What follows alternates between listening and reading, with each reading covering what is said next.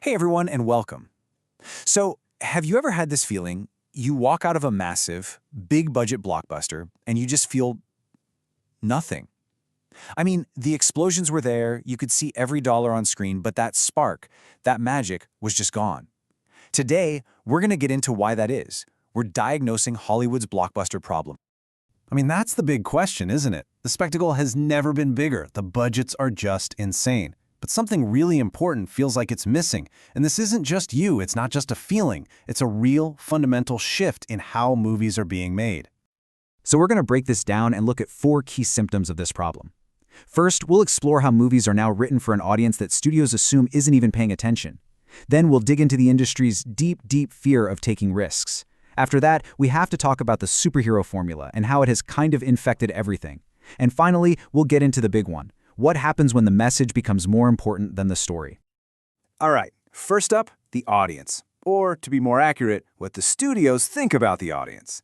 There is this really cynical assumption in Hollywood that you, the viewer, are just not paying attention. And that one belief is changing the very DNA of how movies are written. This is incredible. This quote is from Matt Damon, talking about advice he got from streaming executives. They're literally telling filmmakers, hey, you should probably repeat the key plot points a few times because they just assume everyone is scrolling through their phone and only half watching the movie. And you can see the result of that thinking right here.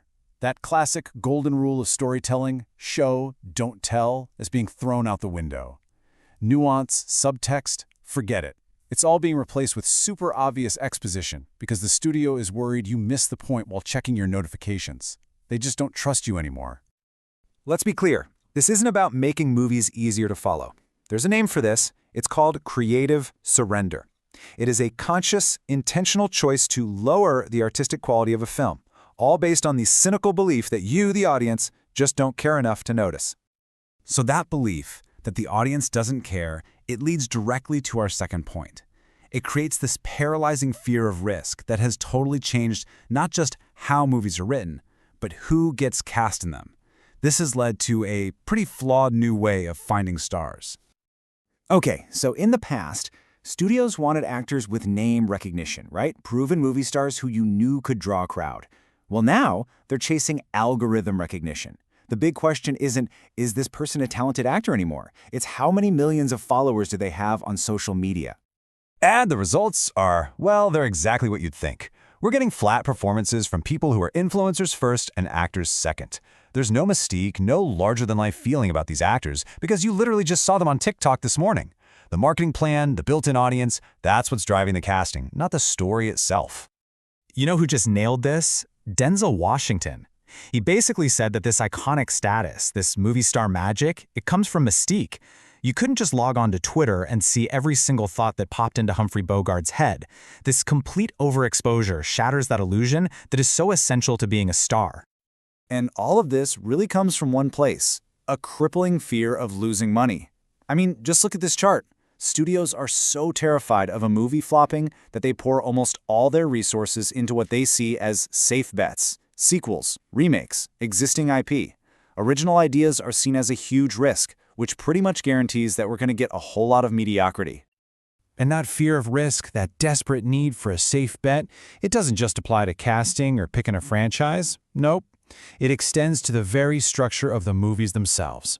Which brings us to our third point, the superhero infection. The unbelievable success of those movies created the ultimate safe bet, a rigid, repeatable formula. And now that formula has bled out and infected almost every other type of blockbuster. Just think about a classic action scene, like the huge bank shootout in the movie Heat. The geography is crystal clear. You always know where everyone is and what's happening.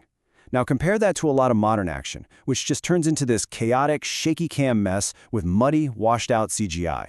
It feels more like digital noise than clear, compelling storytelling. But honestly, the most damaging part of this whole infection is the constant need to be self-aware and snarky. You've seen this a million times. The movie will build up a moment of genuine high-stakes tension, and then boom, it immediately breaks it with a quippy meta-joke. The film is so afraid you might think it's cheesy that it makes fun of itself before you can. And this constant cycle of building tension just to immediately deflate it makes it impossible for us, the audience, to actually get invested.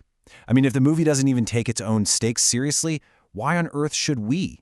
The emotional moments have no chance to land, and the whole experience just feels hollow. So, let's just recap for a second.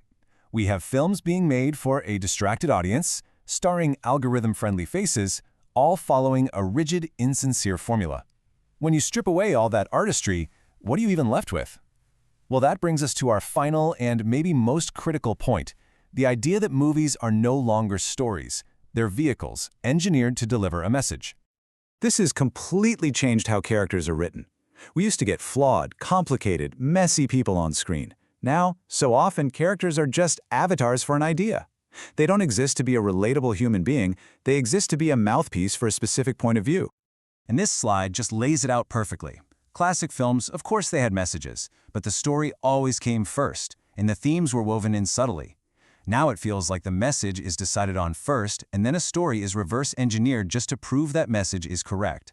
And that's how you get morally perfect heroes delivering speeches instead of flawed people going on a real journey. And this, right here, gets to the absolute heart of the problem. Great stories ask questions. They trust you, the audience, to think about complex ideas. But so many modern blockbusters don't ask you anything. They deliver answers and they demand that you accept them. And here's the bottom line. When a movie feels less like an escape and more like a homework assignment, it loses all of its magic. It completely kills rewatchability. Think about it. You're not going to go back and rewatch a 2-hour college lecture for fun, and you're not going to rewatch a movie that feels like one either. So we'll leave you with this final thought to chew on. When films stop trying to have a conversation with the audience and instead just demand compliance with a certain worldview, have they actually stopped being art? This might just be the real core of that emptiness that we're all feeling.